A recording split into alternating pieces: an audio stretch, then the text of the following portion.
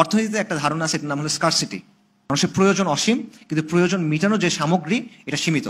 যে কি উৎপাদন করা হবে, কিভাবে উৎপাদন করা হবে, কার জন্য উৎপাদন করা হবে, এটার সম্পর্কটা স্কারসিটির সাথে। ইসলাম কিন্তু এই জায়গাতে একমত না। মানুষের প্রয়োজন অসীম, কিন্তু প্রয়োজন মিটানোর জিনিস নাই, এটা ইসলাম মানে না। কারণ ইসলাম কি বলছেন? আল্লাহর একটা নাম কি? আর রাজ্জাক।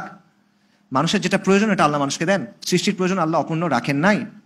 কাজেই এই বিষয়টা ইসলাম মানে না। ইসলাম চাহিদা এবং প্রয়োজনের মধ্যে পার্থক্য করে।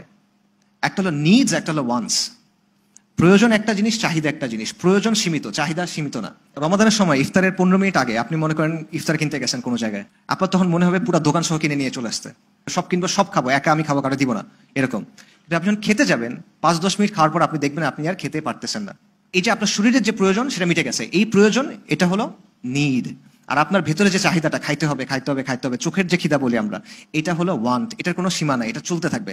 নবী সাল্লাল্লাহু আলাইহি ওয়াসাল্লাম কি বলছেন? আদম সন্তানের যদি 2টা মাঠ ভর্তি, 2টা উপত্যকা ভর্তি স্বর্ণ থাকতো, তাহলে সে তৃতীয় একটা চাইতো। বনি আদমের পেট একটা জিনিস ছাড়া আর কোনো কিছু দিয়ে কখনো পূর্ণ হবে না। সে একটা জিনিস কি? মাটি, কবরের মাটি, এটা ছাড়া আর কোনো কিছু দিয়ে পূর্ণ হবে না। সো দেখেন, ইসলামের জায়গা থেকে আপনি ফোকাস করবেন কোন জায়গায়? প্রয়োজনটা পূরণ করার দিকে। প্রয়োজন পূরণ করলে মানুষ প্রশান্ত হয়। কিন্তু চাহিদার পিছিয়ে আপনি যখন দৌড়াবেন, আপনি কন্টিনিউয়াস অস্থিরতার মধ্যে থাকবেন। আরো লাগবে, আরো লাগবে, আরো লাগবে, ইয়া নাফসি, ইয়া নাফসি, ইয়া নাফসি, নাফসানিয়াত।